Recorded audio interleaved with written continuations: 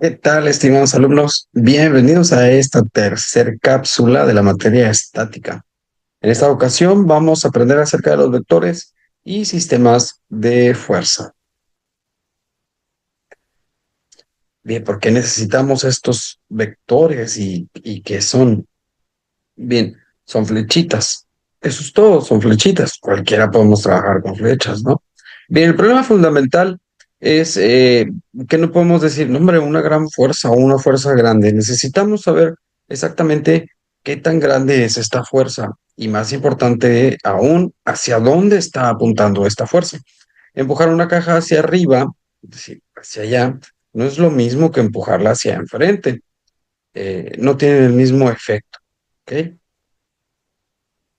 Bien, los objetivos de esta unidad son diferenciar qué es un escalar y qué es un vector, comprender las características fundamentales que distinguen estas dos características físicas, la representación de fuerzas, dominar tanto la representación gráfica, es decir, los dibujos, como la analítica, los números de estas fuerzas, la descomposición vectorial, aprender a descomponer una fuerza en componentes más sencillas de manejar, y la suma de fuerzas, dominar el método para sumar varias fuerzas y encontrar su efecto total resultante. Una escalar. ¿Qué es una escalar? Es solo una magnitud, solo un número. La escalar es una cantidad que queda completamente descrita con un único número y a veces una unidad. Solo nos dice cuántos. ¿Ok? ¿Cuántas personas había en el evento? 150. Ya, ese es solo un número. ¿Qué temperatura era? 32 grados Celsius. Ya. ¿Ok? ¿Cuántos años tienes? 25. Se acabó. No tengo 25, ojalá. Ahora, la idea clave, no tienen dirección. Esto es solo una magnitud. 30, 25, 10, no te dice mucho. La temperatura de una habitación, 25 grados Celsius, pues no te dice más. ¿Hacia dónde va esta temperatura? ¿Se está moviendo o algo? No. Tu masa es de 70 kilos, por ejemplo, pero tampoco nos dice hacia dónde te vas dirigiendo, si te estás moviendo, si estás estático. ¿Ok? El tiempo de lectura, unos 2 minutos. La longevidad de una viga es de 5 metros. Bueno, la longitud de una viga es de 5 metros. La estatura de una persona, el número de personas que asistieron a un evento, todos estos son números, solo son magnitudes. ¿Ok? Pero un vector tiene una magnitud y tiene dirección. ¿Ok? Y tiene sentido. Es decir, magnitud, dirección y sentido. Un vector es una cantidad que necesita dos piezas de información para estar completa. Una magnitud es cuánto y una dirección hacia dónde. Bueno, el sentido viene en la siguiente slide. Por ejemplo, la velocidad 80 kilómetros por hora. ¿Hacia dónde? Hacia el norte, hacia el sur, hacia el este. ¿Ok? Eh, Esto es la rapidez, pero no nos dice hacia dónde se dirige. Ahora, el desplazamiento, 3 metros hacia la derecha. La dirección es tan importante como la distancia, ¿eh? Y la fuerza, 50 newtons aplicadas a 30 grados sobre la horizontal. Ambos datos son esenciales. Por ejemplo, ahora sí podemos decir 80 kilómetros hacia el sur, 3 metros hacia la derecha. Estamos dando una indicación, ¿ok? 50 newtons aplicados a 30 grados sobre la horizontal. Ya tenemos ahí una inclinación, eso es un sentido, una dirección. Ahora, ¿por qué la fuerza es siempre un vector? Imagínate que quieres mover un sofá aplicando una fuerza de 200 newtons. El resultado será completamente diferente según la dirección hacia donde empujes este sofá. Por ejemplo, si lo empujas hacia adelante, el sofá se desliza horizontalmente, pero sin embargo, si lo estás empujando hacia abajo, el sofá se comprime contra el suelo. Si lo empujas hacia arriba, bueno, pues es intentar levantar el sofá con tus brazos o con tus manos. En todos estos ejemplos estás aplicando fuerzas diferentes, ¿ok? Pero siempre es una flecha hacia arriba, hacia abajo, hacia la izquierda o hacia la derecha. Empujar, jalar, se representan con una flecha. La magnitud 200 newtons es la misma en los tres casos, pero la dirección lo cambia todo. ¿Ok? Sin tomar en cuenta que si la gravedad, que si de esto, que si solo simplemente la dirección cambia todo el sentido de esta fuerza. Gráficamente, los vectores se representan en dos dimensiones. Puedes tener en un eje XY, en una gráfica XY, Bien, voy a leer primero esto y después se los explico. La forma más intuitiva de representar un vector es dibujando una flecha. Una flecha contiene visualmente toda la información que necesitamos. Ahora, les decía, este es en dos dimensiones, pero también hay en tres dimensiones. Bien, la magnitud. La longitud de la flecha es proporcional a la magnitud de la fuerza. Usamos una escala, por ejemplo, de 1 centímetro que sea igual a 10 newtons, ¿ok? Para efectos de poder dibujarlo en un papel. La dirección es la orientación de la flecha y nos da su dirección medida con un ángulo respecto al eje de referencia. Y el sentido es la punta de la flecha. Indica si la fuerza es de empuje o jalón a lo largo de su línea. ¿Ok? Aquí está. Tenemos magnitud, es cuánto mide la flecha. ¿Ok? El sentido, pues, es la puntita de la flecha.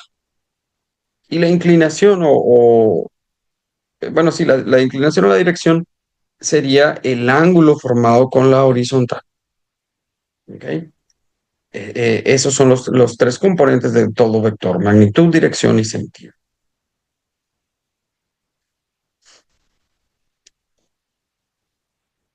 Bien, la representación analítica para su descomposición. Para hacer cálculos precisos necesitamos números. La técnica más importante en estática es la descomposición de un vector en sus componentes rectangulares. Bien, del lado izquierdo tenemos la representación. Tenemos ahí dos vectores, uno con inicio en el origen y otro con inicio en ciertas coordenadas. Es un punto en el espacio nada más. Pero estos vectores nos dicen, tienen magnitud, es decir, cuánto mide el vector de largo. Tiene una dirección y tiene un sentido. Bien, cualquier fuerza que actúa en un ángulo puede ser reemplazada por dos fuerzas más pequeñas, una horizontal en el eje X y la otra vertical en el eje Y. Vamos a ver esto. Por ejemplo, tomaremos como referencia este vector de aquí. ¿Ok? Su componente en X, es decir, cuántos cuadritos o cuántos números mide este vector hasta llegar a la punta de la flecha. Vamos a verlo de esta manera, ¿eh? Sobre el eje X, sobre esta línea X, ¿ok? Claro, obviamente es la que está bajito, pero lo estoy representando en la parte de arriba, ¿verdad? Bien, entonces tenemos cuántos saltitos va a dar la ranita hasta llegar a la punta de la flecha. Vamos a contarlos desde el origen del vector. ¿Dónde empieza el vector? ¿Dónde está el punto? ¿Dónde termina el vector? ¿Dónde está la flecha? ¿Ok? La flechita de esa línea. Vamos a contar cuántos saltitos da la rana. Da 1, 2, 3, 4.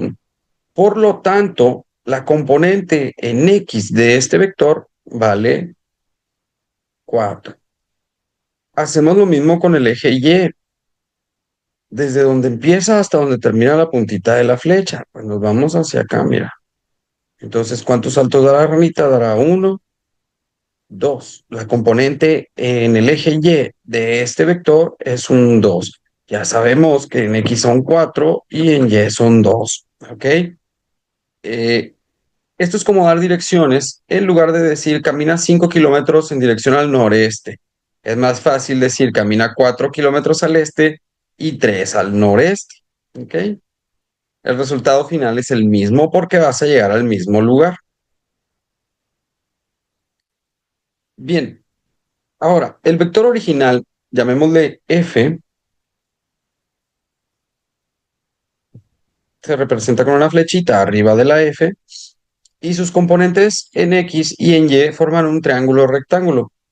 Y bueno, gracias a la trigonometría con las funciones trigonométricas básicas, seno, coseno y tangente, podemos determinar el ángulo, podemos determinar el valor de alguno de la magnitud del vector, podemos determinar el sentido, podemos determinar prácticamente los tres componentes, dirección, magnitud y sentido. Bien, ahora donde el ángulo teta es el que forma el vector con el eje horizontal positivo, es decir, con las X. Voy a poner esto de otro color para que puedas ver la gráfica en otro color. Entonces vamos a tener el eje X y el eje Y. Este sería el eje X y este es el eje Y. Vamos a ponerle ciertos números. 1, 2, 3, 4. Y en Y, 1, 2, 3. Más o menos para que me quede. Ok. ¿Cuál es la componente rectangular del eje X? Vamos a tener que trazar la línea hasta acá y contarle uno, 2, 3, 4. Esa es la componente rectangular del eje X. Y la del eje Y, bueno, pues ya sabíamos, ya hemos dicho que es un 3. Con estas podemos ya determinar cuál es el ángulo, cuánto mide de aquí a aquí, cuánto mide de aquí a aquí, con el teorema de Pitágoras. Ok. Fácilmente encontramos cuánto mide la tangente, que en este caso sería la magnitud del vector. Facilísimo. Bien, el ejemplo práctico, el vagón y la cuerda. Un niño jala un vagón, esta cajita, así un vagón con llantitas, con una cuerda, la tensión es de 80 newtons y la cuerda forma un ángulo de 40 grados con el suelo. Pregunta, ¿qué parte de la fuerza jala hacia adelante y qué parte trata de levantar el vagón? Bien, tenemos 80 newtons de fuerza. eh, es una fuerza total aplicada a 40 grados sobre la horizontal. 61,28 newtons sería la componente horizontal. Esto fue encontrado, pues, F por el coseno de 40 grados, que es igual a 80 por 0,766. Y 51 por 42, 51,42 newtons sería la componente vertical. Este es el vector por el seno de 40 grados, que es igual a 80 por 0,643. Ahora, de los 80 newtons de esfuerzo total que aplicaba el niño, 61,28 newtons contribuyen a mover el vagón hacia adelante y 51,42 hacia arriba. ¿Ok? El efecto de levantamiento hace que el vagón presione menos contra el suelo, reduciendo la fricción y facilitando que lo puedas mover. Como puedes ver, descomponer la fuerza nos da una comprensión mucho más profunda de lo que realmente está sucediendo en ese fenómeno natural. Bien, para sumar estas fuerzas mediante el método de componentes, la ley del paralelogramo funciona para dos fuerzas, pero con tres, cuatro o más, pues ya se vuelve un desastre visual. El método analítico, ese es usando componentes, es mucho más poderoso y ordenado. La idea clave es, en lugar de sumar las fuerzas diagonales, sumamos por separado pues todas las componentes rectangulares, es decir, la horizontal y la vertical, la del eje Y y la del eje X, acuérdate, las que estuvimos contando con los saltitos de la rana, esas serían las componentes rectangulares de un vector. Vamos a sumarlas todas para encontrar la resultante. Bien, primero descomponer todas las fuerzas. Usar seno y coseno para encontrar componentes X e Y. Tener cuidado con los signos. Ahora sumar por ejes. La resultante total será la sumatoria total de todas las componentes rectangulares de X y ok, perdón, de la sumatoria, la resultante de X pues es igual a toda la sumatoria de las fuerzas de las rectangulares de X. Y la fuerza resultante de la rectangular de Y, pues sería perdón, la sumatoria total de las fuerzas rectangulares de Y. Ahora, calcular la magnitud. Bien, finalmente, ya que sumas todos, pues vas a tener la resistencia total, la resultante total. Entonces sería la resultante es igual a la raíz cuadrada de la resultante de x al cuadrado más la resultante de y al cuadrado, es decir, el teorema de Pitágoras. Y para encontrar la dirección, pues bueno, sería en la contraria. El ángulo es igual al arco tangente de la componente de y entre la componente de x. Este proceso de cuatro pasos es una de las fórmulas más importantes de la estática. Me revolví un poco porque estaba intentando explicarlos, pero no, está bastante sencillo. Todas las componentes de X las sumas, todas las componentes Y las sumas. Por ejemplo, tres personas moviendo una piedra. Tres personas jalan esta piedra como en la imagen. Una persona aplica 120 newtons a 30 grados sobre la horizontal. Otra persona 100 newtons a 150 grados y una tercera 150 newtons a menos 90 grados. ¿Cuál es la fuerza total y hacia dónde se moverá la piedra? Bien, lo primero es calcular las componentes rectangulares de cada uno de los vectores. El número uno es 120 newtons, 30 grados. La componente en X es más 103,92 y la componente en Y es más 60. El cálculo sería coseno sobre seno igual a 30 grados. Para la segunda fuerza, o segundo vector serían 100 newtons, 150 grados. La componente en X es menos 86,60 y la componente Y más 50. Coseno sobre seno es igual a 150 grados. Y para el tercer vector, 150 newtons menos 90 grados, la componente en X es 0 y la componente en Y es menos 150. Coseno sobre seno de 90 grados nos daría el resultado. Por lo tanto, las resultantes son más 17,32, en la resultante Y son menos 40 y bueno, solamente tendríamos que sumar. 43,59 newtons es la magnitud final y menos 66,58 es la dirección final del vector resultante. Un sistema de fuerzas concurrentes es aquel donde las líneas de acción de todas las fuerzas se cruzan en un único punto.